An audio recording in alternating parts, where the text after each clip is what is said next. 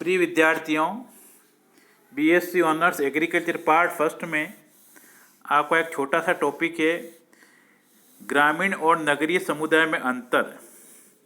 Rural और urban communities होती हैं या सोसाइटीज होती हैं, उन दोनों में प्रमुख रूप से क्या अंतर होता है।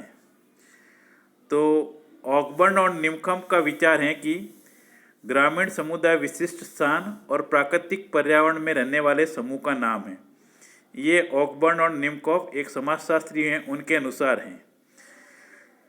तो दोनों में जो प्रमुख अंतर हैं उनको हम कुछ बिंदुओं के आधार पर बांट सकते हैं, जैसे क्षेत्रफल के आधार पर, जनसंख्या के आधार पर, जनसंख्या के घनत्व के आधार पर, जाति के आधार पर, व्यवसाय के आधार पर, गतिशीलता के आधार पर, सामाजिक संबंध और सामाजिक नियंत्रण के प्रमुख आधार हो सकते हैं। तो पहले हम एक चार्ट बना लें। एक तरफ तो अंतर का आधार लिख दें, फिर ग्रामीण समुदाय और फिर शहरी समुदाय, नगरीय समुदाय या शहरी समुदाय। तो क्षेत्रफल सबसे पहले हम लेते हैं। तो क्षेत्रफल में गांव का क्षेत्रफल क्या होता है?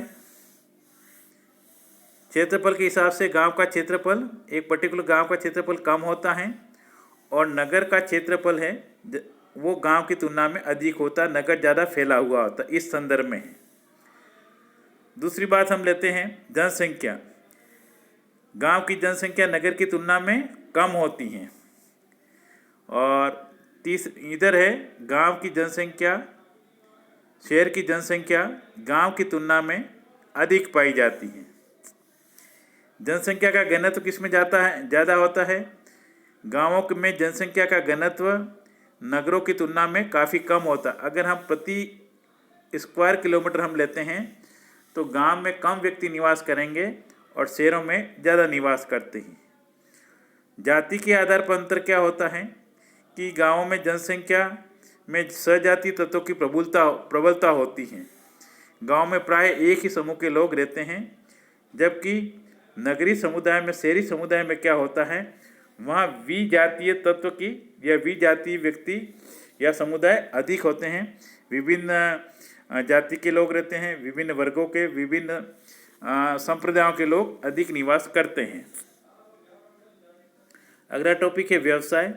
व्यवसाय के आधार पर हम अंतर करें तो गांव में अधिकतर लोगों का व्यवसाय कृषि या उससे जुड़े हुआ व्यवसाय होता है। कृषि, पशुपालन या सब्जियों का कल्टीवेशन है या फ्रूट कल्टीवेशन है, इससे जुड़ा हुआ व्यवसाय होता है।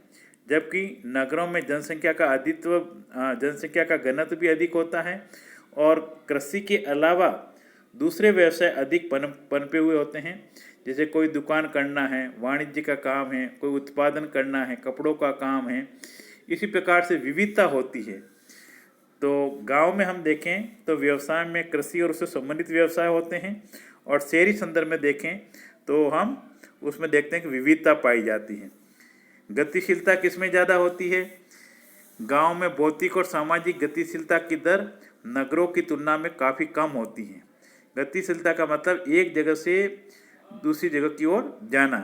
गांव के लोग अपने जो काम धंधे हैं उनको छोड़कर प्रायः नगरों की तरफ जाते हैं, पर उनका मूवमेंट कम होता है। जबकि शहर या नगर के लोग गांवों की तुलना में भौतिक और सामाजिक गतिशीलता की दर से काफ़ी अधिक होती हैं। वे रोजगार की तलाश में अधिक मूवमेंट करते हैं, गतिशील होते हैं। सामाजिक संबंध ग्रामीण परिवेश में कैसे होते हैं? वहाँ प्रत्यक्ष होते हैं, व्यक्तिगत होते हैं और अनौपचारिक होते हैं। बनावटीपन नहीं होता है, प्रत्यक्ष संबंध होते हैं, आकर के मिल जाते हैं, बातचीत हो जाती है और प्राथमिक समूह अधिक पाया जाता है। जबकि नगर के क्षेत्र में हम देखते हैं तो द्वितीय समूहों के आधारित संबंध पाए जाते हैं, और ये जो संबंध होते हैं प्राय अप्रत्यक्ष होते हैं, अवैयक्तिक होते हैं और औपचारिक होते हैं। पत्रचार है, फोन पे है, इस प्रकार के संबंध ज़्यादा पाए जाते हैं। एक और अंतर का आधार होता था सामाजिक नियंत्रण। सामाजिक नियंत्रण के आधार पर हम देखें तो जहाँ पर हम समाज के लोगों को नियंत्रण कैसे कर सकते हैं, तो ग्रामीण समुदाय में हम देखें तो जो प्राथमिक एजेंसीज हैं उनका प्रभाव अधिक देखने को मिलता है। अनौपचारिक, जिसको हम कह सकते हैं अनौपचारिक साधन अधिक सक्रिय होते हैं, जिसमें किसी समस्या पर बातचीत पर बैठकर निपटा लेना है, जबकि शहरी क्षेत्र में सामाजिक नियंत्रण के औपचारिक नियम या कानून अधिक देखने को मिलते हैं। किसी की बात को कोई अपन का झगड़ा हो गया तो उस केस में सीधा ही व्यक्ति कहता कि नहीं, हम तो कोर्ट में जाएंगे। तो संबंधों की गुंजाइश या सुलझाने की समस्या कम पाई जाती हैं। तो इस प्रकार हम देखते हैं कि ग्रामीण और नगरीय समुदाय में कई अंतर प्राय हमको देखने के मिलते हैं। तो आप इस टॉपिक को अगर आपके आ जाता है तो आप इसके 3 हेडिंग बना लेना। पहला, अंतर का आधार, फिर एक कॉलम बनाना ग्रामीण समुदाय का और दूसरा कॉलम बनाना नगरीय समुदाय का। उसमें जो अंतर के आधार में लिख देना आप क्षेत्रफल, जनसंख्या, जनसंख्या का घनत्व, जाति, व्यवसाय, गतिशीलता, सामाजिक संबंध और सामाजिक नियंत्रण। सामाजिक नियंत्रण के बारे में एक बार मैं और बता दूं आपको। सामाजिक नियंत्रण वह व्यवस्था है जहां पर समाज के लोगों को नियंत्रण के विधियों के द्वारा सामाजिक व्यवस्था कायम करने का प्रयास किया जाता है।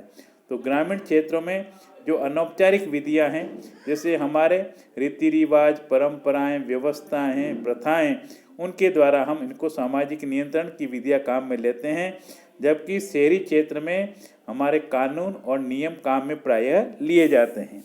तो ये प्रमुख अंतर है।